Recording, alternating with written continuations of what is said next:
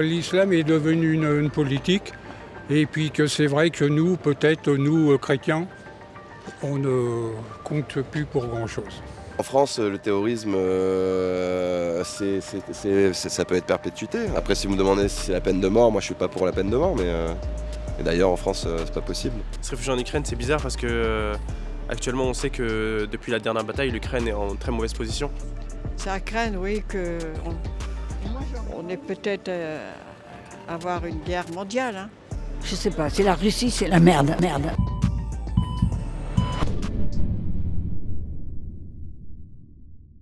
Un attentat a eu lieu le vendredi 22 mars près de Moscou. Il a entraîné la mort de 137 personnes et 300 blessés dans une salle de concert. Il a été revendiqué par l'État islamique au Khorasan. Nous allons voir ensemble comment les Franciliens ont réagi face à cet attentat.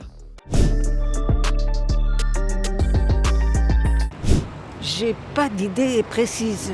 Pour moi, voilà, c'est l'État islamique qui a fait, malgré ce que dit Poutine, c'est l'État islamique qui a lancé, mais je suis pas sûre. C'est ce qui arrive chez nous, donc ça arrive là-bas. Voilà, et donc, on n'a pas assez de policiers. C'est triste, mais la version de Poutine, je ne le crois pas. C'est triste parce qu'il y a des civils, mais ça tombe aussi à point nommé. On peut se poser des questions sur pourquoi la Russie. Il fallait s'y attendre. Et pourquoi ? On est dans les menaces islamiques, et puis c'est tout, quoi. I think we should stop killing each other. That's what I think. Yes. Stop killing each other. Yes. No matter what, there's no cause to kill somebody else. I guess unless they're attacking you in the moment, but we have to stop killing each other. That applies everywhere, not just in Moscow, but in Ukraine and in Gaza. We have to stop killing each other. Alors je pense que c'est parce qu'il y a un vieux contentieux entre l'État russe et je crois que c'est l'État islamique. Je peux pas vous dire, peut-être que c'est à cause de l'Ukraine, la guerre. Hein. Je pense que c'est ça. Là. Je vois pas autre chose. Parce que la Russie a toujours eu aussi vis-à-vis de l'État islamique, avec tout ce qu'ils ont fait en Syrie par rapport à Daesh ou l'État islamique, ils ont eu des actions qui les visaient directement. Donc aujourd'hui, c'est des représailles. Je pense que ça doit être un manque d'inattention de la Russie en ce moment avec la guerre contre l'Ukraine.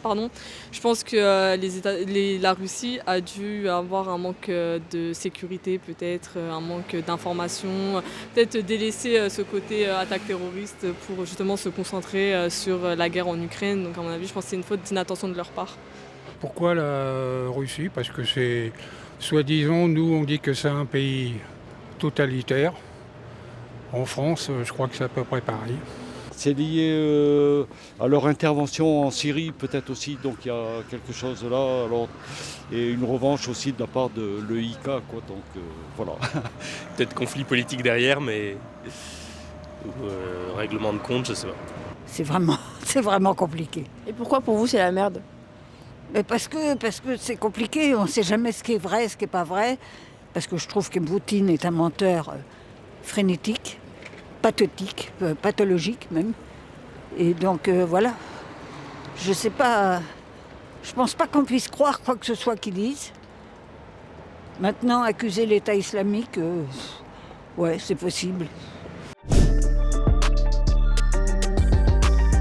Peut-être que l'islam, faudrait revoir ça. Pas grand-chose, pas grand-chose. C'est tout, donc il faut éliminer tout ça. Anybody who believes that it's okay to kill other people for an idea is a problem in our world today. We have to stop killing each other. L'islam est devenu une politique et puis que c'est vrai que nous, peut-être nous chrétiens, on ne compte plus pour grand-chose. Ils veulent le pouvoir. C'est-à-dire tous les moyens ? Ils veulent le pouvoir, ils veulent que nous, on nous considère comme des mécréants. Donc, comme un peu la Turquie, ouais, c'est exactement pareil. Enfin, moi, c'est mon avis, mais je ne crois pas que je me trompe. Je trouve ça quand même un peu bizarre d'aller se réfugier en Ukraine alors que je pense que la Russie, ce serait... Surtout que se réfugier en Ukraine, c'est bizarre parce que actuellement on sait que depuis la dernière bataille, l'Ukraine est en très mauvaise position. Et même si elle avait réussi grâce aux aides internationales à reprendre un peu du cap des parties qu'elle s'était fait prendre par la Russie, on sait que depuis ces derniers temps, c'est plus l'inverse qui se passe et la Russie est en train de manger. Donc je trouve que c'est un peu bizarre qu'ils partent se réfugier en Ukraine. J'ai un doute. Et pourquoi? Parce que pour vous dire, le Poutine, je ne le comprends pas trop. Et pour vous, c'est Poutine qui a orchestré... Je ne peux pas dire qu'il l'a vraiment orchestré, je ne peux pas dire ça, mais en Ukraine, pour l'accuser, ses actes en Ukraine, voilà une raison quoi, pour la bombarder beaucoup plus. Voilà, moi ça me paraît un peu... après, tout est possible, c'est vrai, mais c'est sûr que l'État russe, eux, leur version, qui veulent défendre, c'est l'Ukraine, quoi. Ça leur sert. Surtout que Poutine s'est fait passer pour le grand protecteur de son peuple, donc voilà. Telle est mon analyse, toute modeste. Je crois pas. Je crois pas du tout. Et pourquoi? Je crois parce qu'ils étaient à équidistance de la Biélorussie et de l'Ukraine. Et c'est pas parce qu'ils essayaient de se réfugier peut-être en Ukraine, peut-être en Biélorussie, que pour autant l'Ukraine est impliquée, quoi. Vous voyez ce que je veux dire? Ça n'a rien à voir. Et rien ne dit qu'ils auraient passé la frontière en Ukraine. Donc ça, c'est ce que dit Poutine. Mais non. En Ukraine, moi je pense pas. L'État islamique, ils sont en train de déstabiliser toute l'Europe. C'est leur politique. Alors là, oui, se pose la question. On ne sait pas si ça vient de l'Ukraine, on ne sait pas. Hein. Moi, j'y crois pas, hein. Que ce soit que ce soit là-bas. Hein. C'est encore un mensonge de la Russie, quoi, hein, de la propagande, quoi. Donc voilà. Merci à nos chers auditeurs d'avoir regardé notre vidéo. N'oubliez pas de vous abonner à notre chaîne YouTube et nos réseaux sociaux. Retrouvez tous nos documentaires exclusifs sur notre application et notre dernier magazine La Guerre des Mondes, disponible dans 5000 kiosques partout en France. Omerta Media, là où les autres ne vont pas.